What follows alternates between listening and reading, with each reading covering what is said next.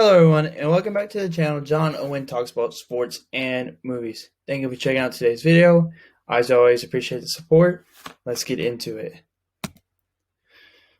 Oh, where to start with Wonder Woman 84? I guess my overwhelming feeling about this movie is when I left the theater, I was really just disappointed.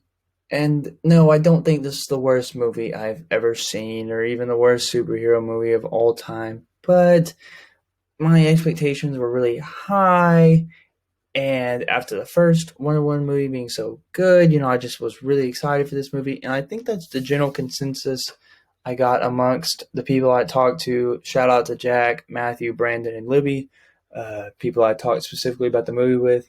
They just all were super disappointed in the movie, and I feel like that's where I stand. And for me, it's just kind of a disappointing mixed bag, but I'm going to get into the specifics, what I liked, what I did like, what I did not like, and just my overall thoughts on the movie. All right, thank you for checking out today's video. Make sure you leave your thoughts in the comments below. Also, I'm going to issue a spoiler warning.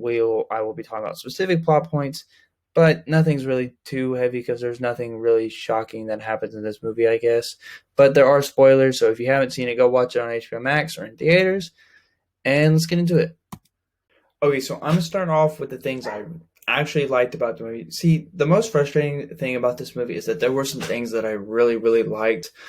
Um, if this movie was just complete garbage from start to finish, I could just write it off and be like, yeah, it sucked. But that's just not true. I think there's some really great emotional, intense moments. Especially whenever, like, for example, whenever Diana tells Steve goodbye again, after everything's falling apart in the world, and Diana has to renounce her wish so that she can get her powers back and everything like that. I thought that was super emotional. I was tearing up. There was a lot of people in the theater that were crying. Some tense moments. Really, honestly, a lot of the intensity and really tense moments come from interactions between Wonder Woman and Cheetah. I really feel like as Cheetah progressively got more aggressive, the intensity cranked up in the movie just because she added that edge that kind of the movie needed. And especially when they're in the White House and Diana is just gotten beat to a pulp by Cheetah. She's bleeding and she's really weak and everything like that. And, Cheetah's talking down to her, talking about how, like she's always had everything, but now she has nothing. How does it feel? Whatever. All that. I thought that was like a really, really intense moment. Really, truly intense. Whenever Cheetah was knocking all the feathers off of Wonder Woman's golden armor or golden eagle wings, I thought that was a really intense and cool moment. Just shows how powerful Cheetah was and everything like that. Speaking of Cheetah, I really, really, really dug Cheetah in this movie. I really feel like she is kind of what propels this movie to the rating I am going to give it, even though it's not very high, it's not super high, but I think Cheetah is definitely the one who propels it. I have a soft spot for Cheetah. I've always really liked Cheetah, especially since I played with her in Injustice 2 or whatever. But I really liked Cheetah in the movie. I thought that Kristen Wiig did a fantastic job. I believe she was the most well-written part of the movie. I think she was written well, even though everything else was literally probably falling apart around her. But I'll get to that in a minute. But I really like Cheetah. I really feel like she was a good generic for sure, but definitely a villain that I really liked. I liked all the themes and stuff about the truth. The way it was handled was maybe a little cheesy, but the ideas and the concept of it was really nice. Nothing was born out of lies. I think it really speaks to this day and age where with social media you can fudge so much, and with fake news and everything like that. Just always remember that the truth always wins out. So I really like that. Laura Maxwell was good enough. It got a little out of hand, but I'll get into that. I think that this movie, from a writing perspective, was doing really, really, really good until they went to Egypt. And after they went to Egypt, everything absolutely fell off the wheels fall off the bus, but I'll get to that when I get to the cons. Um, but I think that build up to that moment was really nice. I thought everything before they went to Egypt was really good. Genuinely, I believe it was slow, yes, but I believed it was well done.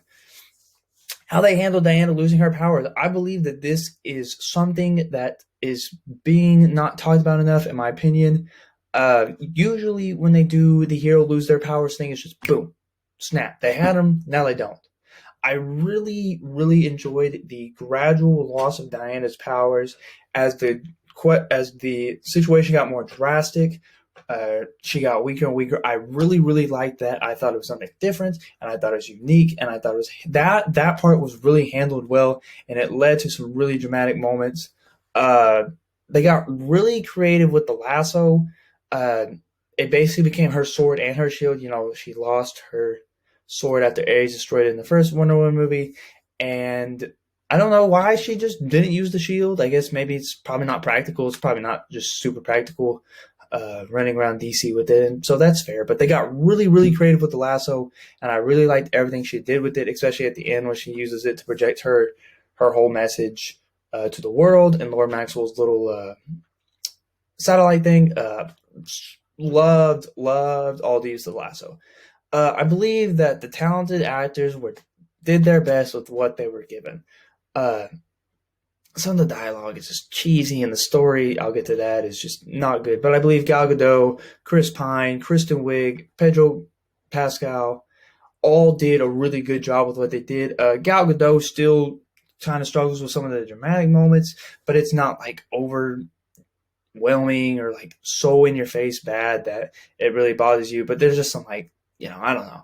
That's just kind of a personal tweak. I think Gal Gadot's awesome as Wonder Woman, though. I really, whenever she gets the chance to be warm and kind and caring, that really shows, because Gal Gadot is just a really kind, caring person, and I think Gal Gadot was perfect as Wonder Woman. I think she's awesome. I think she captures the personality and physique very well.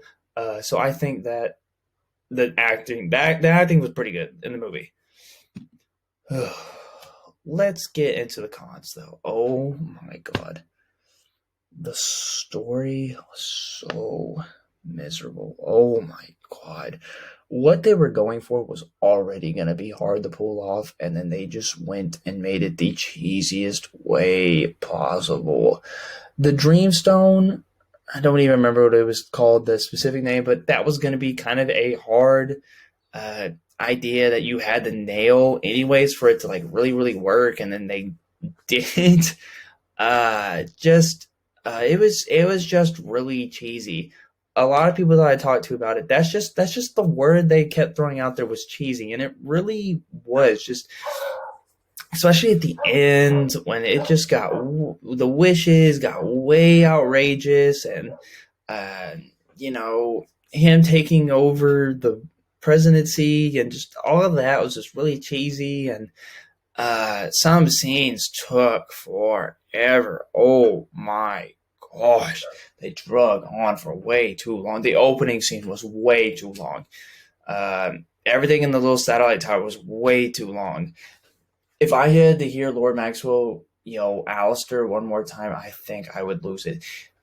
That took way too long. That took me out of the scene. I was like, oh my gosh, here we go again, bro. He's just gonna keep saying it. Oh, and with that part was just way too long. It was just cheesy. And honestly, the turning point for the worst in this movie is once they go to Egypt. Once they go to Egypt, the whole movie falls apart, because that's when everything gets way outrageous. Just from a storytelling perspective, just, oh my god. And I'm not going to get into like all the specifics, but oh my gosh, such a train wreck of a story, an absolute train wreck. That's really, really what puts this movie just like, just the story was just terrible, miserable, no good. Interesting concepts, had a lot of potential, but just poor execution, just terrible execution. Just miserable. That's some like Star Wars sequel type writing. Just shenanigans. Just miserable. But some other things I'm still not a fan of two villains in a comic book movie. Look, these characters have, most of them anyways, have at least 70, 80 years of comic book history for you to pull from. They do. Wonder Woman has enough villains where you don't need Lord Maxwell and Cheetah in this movie. You just don't. You don't need both of them because one of them does not get anywhere near the development one, and the other one probably doesn't either. Even in Aquaman, where I thought they handled it pretty well, I still didn't like it. I don't like the two villain thing in a superhero movie. I just don't like that. That's just not me. And I was really, really wanting Cheetah to be I just wanted this movie to just have Cheetah. This movie would have just had Cheetah. I feel like it would have been better because it would have gotten outrageous. I don't know how they would have spun it, but I feel like they would have found a way. Some of the action was lackluster. I liked some of it. Like the car chase scene was pretty good. When Diana flipped that truck, I thought that was really, really, really cool. And I understand that maybe that came down to the fact that Diana was losing her powers and everything, but some of it was lackluster. The invisibility trick. This was just like such a moment that there was no mention of it, of her invisibility power. She pulls it out of her at the last moment when they meet it. It works to perfection, and then she never uses it again. Doesn't even bring it up. No mention of it. It's almost as if they shouldn't have used it, or if they were going to, I don't know, it would have been used in a few places in the story. Oh, wait, when they try to sneak into the White House? It just, moments like that where they just throw power in there, and it's just annoying. That's just not good writing. I think that's the most obvious example of the bad writing of this movie. It's just that little invisibility thing that they did.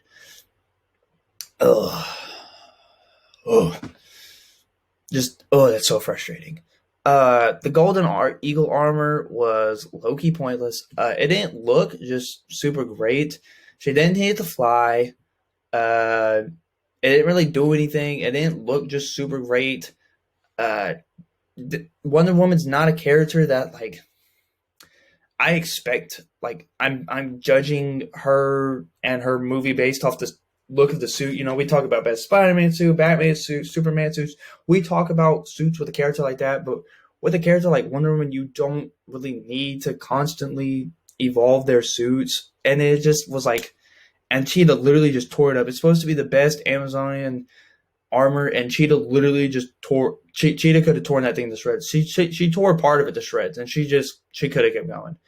And then, oh my god, Cheetah's final transformation, the CGI was bad. Okay, I think her body looked fine, but just they still had Barbara's hair, her long blonde hair, that's not. They just it just did not look very good. And I didn't know if I just didn't catch it in the trailer or whatever, but having to watch it in the movie was it was just not good. Basically, my biggest problem with this movie is just the story and the writing was just awful, terrible, miserable, no good. So overall, this movie had a lot of potential. I was really excited for it. They had a talented cast, a director who had nailed the first movie, and then they just had a mess of a storyline, an absolute mess. I mean, just an absolute mess. Some really great moments, some things I really, really liked, but just an overall disappointment, nowhere near as good as the first one. And I am, as much as it pains me, because I did not think this is what I was going to say about this movie when I was thinking about doing the review, I am going to have to give it a 6.5. I had 7 earlier on Instagram and Twitter, but the more I thought about the story, I was like, I gotta bump it down. I was gonna go all the way down to 6, but then I was like, Cheetah, so Cheetah gives it a half point, so we're gonna meet at 6.5 in the middle. Just overall, just a disappointing movie, but I would go watch it. It's fun, but it is disappointing in my opinion. But that's just my thought on the movie. I saw some people that really loved it. I saw some people that absolutely despised it. Make sure you leave your thoughts in the comments below. Like, subscribe, turn on notifications so you never miss out on any of the fun. Thank you for watching today's video. Have a great day.